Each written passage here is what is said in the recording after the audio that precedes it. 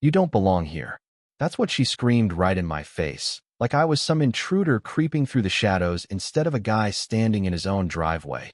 The day before moving into the house I just bought. Picture it. She's in a pink bathrobe, hair curled up like a 1950s housewife who fell asleep under a dryer. Cat slippers smacking the pavement with every furious stomp, waving her phone around like a badge of honor while dialing the cops. Welcome to the neighborhood, right? But here's the kicker. As she's mid-meltdown, I notice something. Not her scream, not her robe, not even the ridiculous sight of a grown woman threatening to have me arrested for standing on my own property. No, what floored me was her driveway. A detail so small, so hidden in plain sight, that I swear she'd never even noticed it herself. And if I was right, that tiny little detail had the power to blow her whole suburban kingdom wide open. That was the moment I realized the self-proclaimed queen of Maplewood, Abigail Gonzalez, had just handed me the keys to her own destruction. Now let me set the scene, because this wasn't your average neighborly spat about hedge heights or barking dogs. This wasn't divorced people fighting over who gets the coffee maker or contractors pointing fingers about crooked tiles. This was different. This was a suburban Cold War kicked off because one bitter woman decided my existence was an act of war. My name's Austin Gray. I'm a plumber, a damn good one. Recently divorced, trying to start fresh, and apparently, according to Abigail, public enemy number one. My crime? Moving in one single day early. That was enough to trigger her full tactical routine. Clipboard, tape measure, telephoto camera lens. You'd think she was prepping evidence for a Supreme Court case. This wasn't a mood swing. This was premeditated. Then Officer Reyes rolled up. God bless that man. He's got the look of someone who's been through one too many HOA freakouts. The kind of cop who doesn't even bother asking what seems to be the problem because he already knows. Abigail, waving her clipboard like a sword, announced I was guilty of unauthorized occupancy. She made it sound like I'd staged a coup. I handed over my deed, my title, every scrap of paper you could imagine, and Reyes barely even glanced at them before saying, "This gentleman owns the property." You'd think that would be the end, right? Huh. If only. Abigail pivoted right into a rant about neighborhood standards and the right kind of people. I'm a plumber, not a gangster. But to her, I was an outsider, and that was enough to justify turning my life into a courtroom drama. She took photos of everything, my truck, my tools, even my coffee mug, muttering for documentation like she was building a case for Judge Judy. Meanwhile, my neighbor across the street, Tom Collins, software guy, home all day, sidled over with his mug and gave me a warning. Document everything, he said. You'll thank me later. I laughed, thought he was exaggerating. He wasn't. What I'd noticed that first day, besides Abigail's freak show, were fresh orange survey stakes near the property line. Every time I looked at them, she got twitchier. Maplewood had that manicured, step-forward look. Flowers lined up like soldiers, lawns trimmed like golf greens. And Abigail was its self-appointed dictator. Her grudge felt personal, like my breathing was a cosmic insult. But maybe she was just nuts. Until that night, when I spotted her at midnight, bathrobe under a winter coat, measuring tape in hand, spray painting orange lines across my lawn. Tom texted me. She's mapping your property for a 6 a.m. operation. I lay awake thinking, what the hell did I just get myself into? Sure enough, morning came with a blizzard of fake violation notices taped to everything I owned. Maplewood Neighborhood Standards Authority, official sounding, fancy letterhead, total fiction. Abigail had invented her own shadow government, complete with $200 fines for commercial vehicles and $300 for disturbing the peace. By 7 a.m. she was in her car, binoculars out, legal pad on her lap, thermos steaming, staking out my driveway like I was running a drug ring. She had a whole system, red folder for parking, blue for noise, yellow for suspicious activity.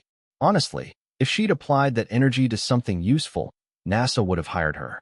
But then Tom brought me a printout that made my stomach drop. County records. No easement on your property, he pointed out. Then another bomb. She'd been using her law firm's computer to dig up my entire life. Divorce records, business licenses, even medical files. It was an invasion of privacy straight out of a thriller. And the sabotage began. Fake complaints to my insurer, my licensing board, anonymous tips to clients. One of my biggest contracts, 3 months of work, evaporated overnight. Fake reviews piled up online. She even tracked down my ex-wife to spread rumors. I was bleeding money, and she was smiling from that damn driveway. Until the title company emailed me. No easement. Her driveway, her pride and joy, the thing she guarded like Fort Knox, was built on my land. She'd been trespassing for years. Suddenly, everything clicked. She wasn't just trying to scare me off. She was trying to bury the truth. But fate handed me an unlikely ally, her son Derek. One night I get this email. You need to see this. Turns out, he'd been recording his mom rehearsing fake victim stories, bragging about fabricating evidence, even admitting she'd targeted me before I moved in. He dropped off a USB drive that would flip everything upside down. At the next community meeting, Abigail came armed with a 73-slide PowerPoint, binders stuffed with photos of me walking, working, even eating cereal. She narrated like some deranged CSI agent. Neighbors sat horrified, realizing she'd turned her obsession into a full-time job. Then her laptop overheated. Tom nodded at me. My turn. I plugged in the survey maps, showing her driveway slicing 12 feet into my property. Gasps filled the room. Abigail stammered about prescriptive rights, spilled coffee over her poster boards. The emperor had no clothes, and for once, everyone saw it. That night, I installed cameras and alarms. Good call, because at 2:30 a.m. the sirens blared. Abigail, dressed like a clearance rack ninja, was caught keying my truck. But the real chill? Another shadow lingered behind her. Someone else. The cops came, Reyes again, and she tried spinning a tale about inspecting a commercial vehicle. But the crowbar and gloves in her hand told the truth. She was booked on the spot. Orange jumpsuit, mugshot, the works. I thought it was over, but she filed a restraining order, painting herself as the victim with doctored photos and fake statements. For a while, it worked. I lost contracts, had to move my truck, watched her parade up and down her illegal driveway. I started to wonder if she'd actually win. But then Derek saved me again. That USB drive, loaded with her own voice, laughing about fake citations, describing her database of my personal info, plotting to ruin me. 23 minutes of damning audio. In court, she claimed it was all community theater. The jury didn't buy it. The restraining order got tossed. She was barred from contacting me, and her law firm fired her by text before she even left the courthouse. My lawsuit followed: defamation, interference, emotional distress. Settlement: 15 grand, legal fees, and written apologies to every client she'd poisoned. Derek even got his own restraining order against his mom. But the cherry on top? The county approved my fence permit. 6 feet of cedar privacy, legal and solid, blocking her driveway completely. The day the crew showed up, Abigail chained herself to a neighbor's sprinkler by mistake, protesting in her wedding dress. Officer Reyes tried not to laugh as he unhooked her. By nightfall, my gate was locked, my fence stood tall, and her car was trapped in her garage, driveway cut off. She had to park blocks away, forced to walk past her own downfall every day. Some neighbors pitied her. Most just sighed in relief. Property values climbed back. Life went on. Of course, she tried phase 2. Called 911, claimed I threatened her life. My cameras told the real story, and the court smacked her with fines, probation, and a psych eval. Not long after, a foreclosure notice landed. She lost her home, her job, her reputation, all in one spectacular implosion. 6 months later, Derek mailed me a card from Arizona. New family, new life, thanking me for proving that sometimes justice isn't about revenge, it's about doing what's right.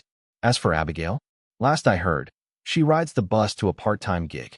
Her old house is now filled with kids who play soccer in the very driveway she once guarded like sacred ground. And me? I sit behind that cedar fence every morning with my coffee, knowing I survived a war I never asked for. Maybe revenge isn't about payback. Maybe it's about boundaries, literal and figurative. So let me throw it back to you. Who's the wildest neighbor you've ever had? Was I right to fight back, or should I have just walked away? Drop your thoughts in the comments. I want to hear your stories.